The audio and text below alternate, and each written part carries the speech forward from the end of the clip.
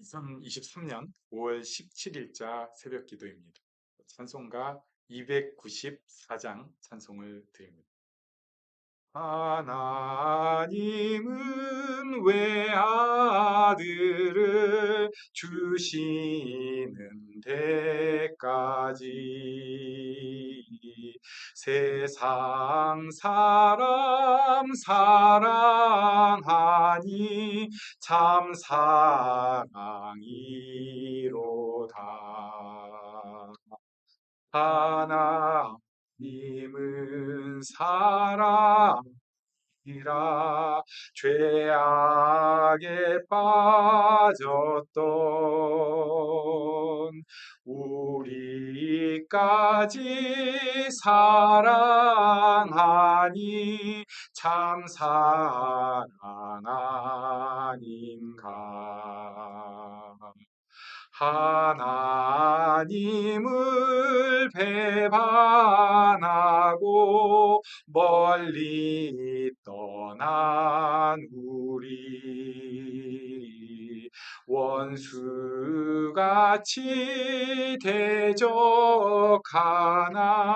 사랑하여 주네. 하나님은 사랑이라 죄악에 빠졌던 우리까지 사랑하니 참 사랑 아닌가. 세상 죄를 사하시려 우리 죽을 대신 성자 예수 십자가에 고난 받으셨네.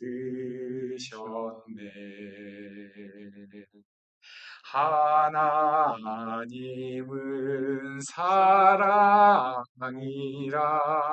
죄악에 빠졌던 우리까지 사랑하니 참 사랑 아닌가.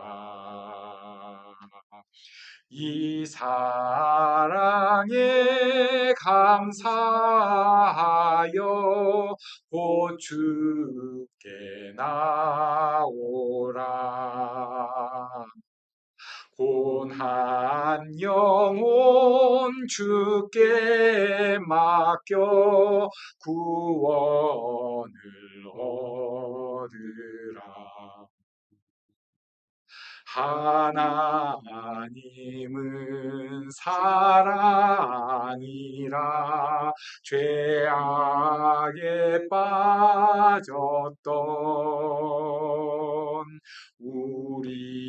우리까지 사랑하니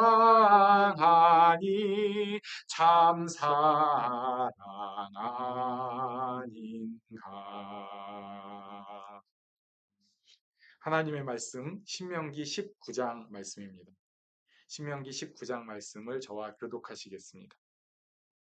내 하나님 여호와께서 이 여러 민족을 멸절하시고 내 하나님 여호와께서 그 땅을 내게 주심으로 네가 그것을 받고 그들의 성읍과 가옥에 거주할 때에 내 하나님 여호와께서 내게 기업으로 주신 땅 가운데에서 새 성읍을 너를 위하여 구별하고 내 하나님 여호와께서 내게 기업으로 주시는 땅 전체를 세 구역으로 나누어 길을 닫고 모든 살인자를 그 성읍으로 도피하게 하라.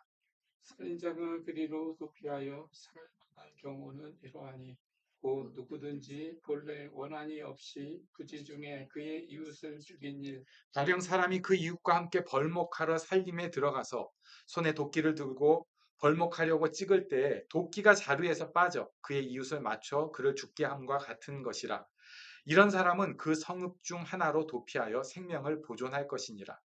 그 사람이 그에게 본래 원한이 없으니 죽이기에 마땅하지 아니하나 두렵건대 그 피를 보복하는 자의 마음이 복수심에 불타서 살인자를 쫓는데 그 가는 길이 멀면 그를 따라잡아 죽일까 하노라. 그러므로 내가 네게 명령하기를 새 성읍을 너를 위하여 구별하라 하노라. 내 하나님 여호와께서 내 조상들에게 맹세하신 대로 내 지경을 넓혀 내 조상들에게 주리라고 말씀하신 땅을 다 내게 주실 때 또 너희가 오늘 내가 너희에게 명하는 이 모든 명령을 지켜 행하여 내 하나님 여호와를 사랑하고 항상 그의 길로 행할 때에는 이 셋 외에 새 성읍을 더하여 내 하나님 여호와께서 내게 기업으로 주시는 땅에서 무죄한 피를 흘리지 말라. 이같이 하면 그의 피가 내게로 돌아가지 아니하리라. 그러나 만일 어떤 사람이 그의 이웃을 미워하여 엎드려 그를 기다리다가 일어나 상처를 입혀 죽게 하고 이 한 성읍으로 도피하면 그 범사자들이 사건에어 그를 거기서 잡아다가 목자의 손에 넘겨 죽이게 할 것이라. 내 눈이 그를 긍휼히 여기지 말고 무죄한 피를 흘린 죄를 이스라엘에서 제하라. 그리하면 내게 복이 있으리라. 내 하나님 여호와께서 내게 주어 차지하게 하시는 땅, 곧 내 소유가 된 기업의 땅에서 조상이 정한 내 이웃의 경계배를 옮기지 말지니라. 사람의 모든 악에 관하여 또한 모든 죄에 관하여는 한 증인으로만 정할 것이 아니요 두 증인의 입으로나 또는 세 증인의 입으로 그 사건을 확정할 것이며 만일 위증하는 자가 있어 어떤 사람이 악을 행하여 그 논쟁하는 쌍방이 같이 하나님 앞에 나아가 그 당시에 제사장과 재판장 앞에 설 것이요 반장은 자세히 조사하여 그 증인이 거짓 증거하여 그 형제를 거짓으로 모하는 것이 판명되면 그가 그의 형제에게 행하려고 꾀한 그대로 그에게 행하여 너희 중에서 악을 제하라. 그리하면 그 남은 자들이 듣고 두려워하여 다시는 그런 일을 너희 중에서 행하지 함께 읽습니다. 내 눈이 긍휼히 여기지 말라. 생명에는 생명으로, 눈에는 눈으로, 이에는 이로, 손에는 손으로, 발에는 발로이니라. 아멘. 예, 신명기 19장 말씀입니다. 여기에는 이제 가장 앞에 중심적으로 나오는 말씀은 도피성에 관한 말씀이에요. 도피성은 부지 중에 또 고의가 아닌 살인이 있었을 때 그들이 피난하게 만든 성입니다. 그래서 이스라엘 전역에 나중에 이제 6곳을 만들게 되는데 여기 처음에는 이제 3곳을 지정을 합니다. 그래서 이게 이스라엘 어느 지역에서 가든지 하루길 안에 갈 수 있도록 이렇게 만들었다고 해요. 뭐 사실 정신없이 갈 하루길이긴 한데 그래도 살인한 사람들이 원래 친척들이 그것을 보응을 하는 것이 당시의 관습이었다고 합니다. 그런데 그들이 보응하러 나서기 전에 좀 억울한 사람들, 그러니까 여기 본문에도 있잖아요. 도끼질을 하는데 도끼가 그냥 훅 빠져가지고 누굴 죽였을 때 그러면은 그리로 도망가라고 됩니다. 우리가 전에 봤던 대로 그리로 도망을 하면은 그 사람에 대해서 이제 이 도피성이 지켜주는 거죠. 그리고 제사장이 그때 당시 제사장이 죽을 때까지 그 사람은 거기서 살아야만 합니다. 근데 오늘 본문에 보면은 그러면은 어, 고의적으로 피를 흘린 사람은 어떻게 하는가? 그러면은 그 원래 성읍에서 장로들이 보내요, 사람을. 이 사람은 이렇게 고의로 죽인 사람이다. 그러면은 도피성에 피했더라도 다시 끌고 가가지고 그 사람을 죽게 하는 그런 모습을 보여줍니다. 그러면서 공의가 세워져야 된다. 무죄한 피가 흘리지 않도록 해야 된다. 그리고 마지막에 21절에 보면은 생명에는 생명, 눈에는 눈, 이에는 이, 손에는 손, 발에는 발. 이 유명한 말씀을 하고 계십니다. 우리가 한번 좀 생각을 해볼 필요가 있어요. 우리가 좋을 때는 다 좋습니다. 그런데 사고가 나기 시작하면은 굉장히 어려워요. 왜냐하면 여기에 감정이 더 결부가 되기 때문에 그렇습니다. 누가 따귀를 감정을 실어서 한 대를 때리면은 내가 저 상대편한테 따귀를 한 대만 때릴까요? 보통은 그러지 않습니다. 주먹이 나가죠. 네, 발길질이 나가게 돼 있습니다.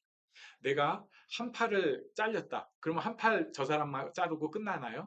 안 그렇습니다. 생명을 내놓으라고 하죠. 그런데 당시 그런 사람들의 감정을 일단 억누르고 이게 법의 테두리 안에 있다는 것을 가르쳐 주는 것이 오늘 말씀입니다. 또 살인에 대해서도 감정적으로만 해결할 것이 아니라 고의적인 것이 있고 고의적인 것이지 않은 것이 있다. 그리고 증인들도 두세 증인이 있어야 되고 위증한 사람이 있으면 그 위증한 것이 발각되면 그 사람이 행하려는 그대로 그에게 오히려 위증죄를 물어야 된다라고 말씀을 합니다. 생각을 해보면 이게 다 범죄에 대한 얘기들이에요.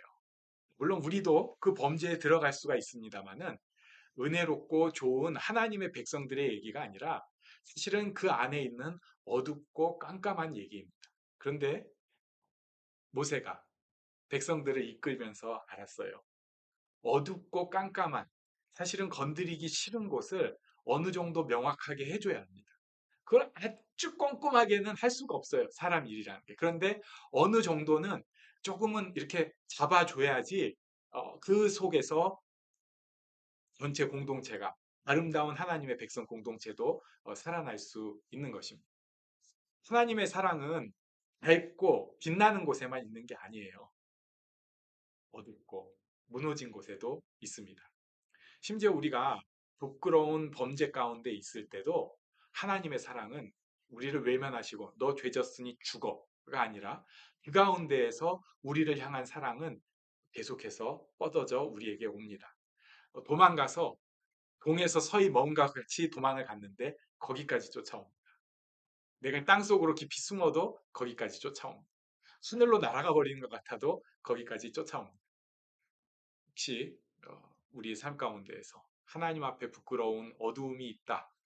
그래도 그곳에도 하나님의 사랑이 있고 내가 그 어두운 때 행하는 것이 밝은 나를 더 하나님 앞에 영광되게 만들 수 있다는 믿음으로 살아가는 우리가 되면 좋겠습니다. 하나님의 사랑은 끝이 없습니다.